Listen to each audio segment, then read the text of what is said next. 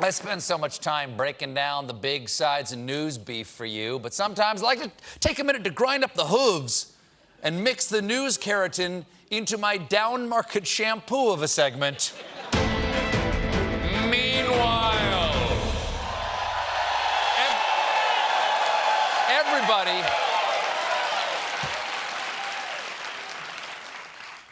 Meanwhile, NASA wants to study the long-term effects of being immobile. So they've come up with the dream job for me in college, offering people $19,000 to stay in bed for 2 months.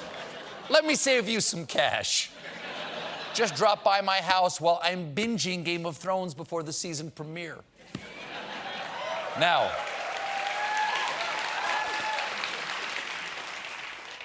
bed sores are coming. During the 2 months, participants will be asked to do a number of activities lying down, such as eating, reading, watching TV, or going to the bathroom, but you must speak German. Or at least learn a few key phrases like, Herr Doctor, I beg of you, please change the sheets of my horizontal eating toilet. Danke. Danke. Warum nicht? Speaking of Game of Thrones, the show's fight choreographer said recently that in order to ensure the safety of all actors on set, Game of Thrones has a safe word, which explains the end of season 1. Wait, I forgot the safe word!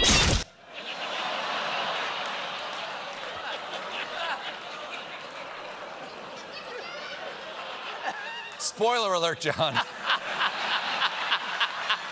Spoiler alert. Yeah, I see that. He's fine. He's fine. CGI. Now, to make sure the safe word was effective, he picked one that might sound completely foreign to the people of Westeros, banana. Can that also be the safe word for when you're with someone who won't stop talking about Game of Thrones? Well, technically, if Jon Snow was actually a Targaryen, that means he could repel fire, which realistically would have discovered now in his life, so it doesn't really hold up. Banana! Banana, dear God, banana! Meanwhile, a Pennsylvania man was just arrested for drunk driving. The man's name? Daniel Sober. Police call this their most ironic name-related arrest since they caught the notorious serial killer, Steve Not a Murderer. Meanwhile, scientists have discovered that dubstep music has been found to protect against mosquito bites by delaying host attack, reducing blood feeding, and disrupting mating. But it's specifically music by Skrillex. Researchers also concluded that they'd rather just get malaria. Meanwhile, Skrillex. Yeah, I've been to Skrillex. Yep. I've been to Skrillex concert. Yeah. Meanwhile, artificial intelligence continues to make strides because now AI can predict who will die early with unsettling accuracy. So don't be surprised when you ask Alexa to order more paper towels and she strongly suggests one-day shipping. Researchers